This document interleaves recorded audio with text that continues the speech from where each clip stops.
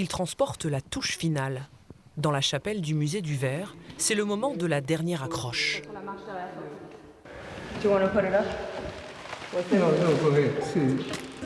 Ce visage du peintre Lucian Freud vient rejoindre 9 autres créations monumentales. Certaines pèsent plusieurs centaines de kilos, alors après une semaine d'installation, leur concepteur, Steve Lynn, souffle enfin.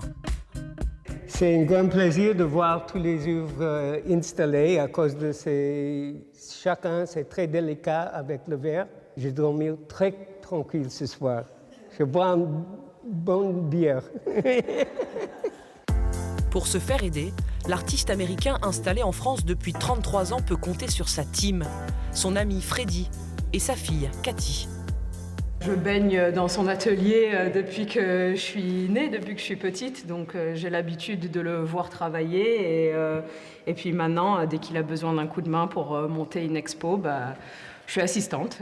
La signature de Steve Lynn, c'est l'association de matériaux. Petit garçon de Chicago, il apprend le travail du bois avec son père. S'ensuit une vie pleine de rencontres qui vont l'amener à s'intéresser au bronze, à l'aluminium, au verre massif et sablé. Chacune de ses œuvres raconte l'histoire d'une personnalité qui l'inspire, connue ou anonyme.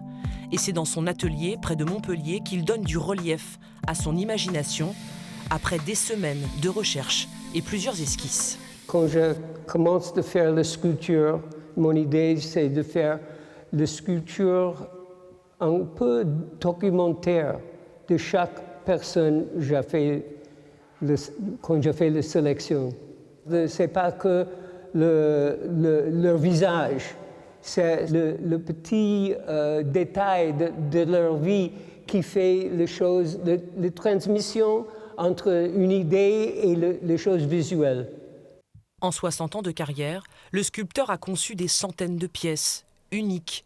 Pour Mémoires incarnées, le musée de Conches en expose 10, sélectionnées avec soin. Ici, on a plutôt orienté le choix sur des artistes du monde de la peinture et des arts plastiques, et même du street art avec le photographe JR.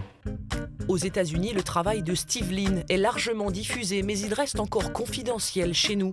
L'Américain exposera seulement pour la 3e fois en France. Une bonne raison de ne pas le manquer.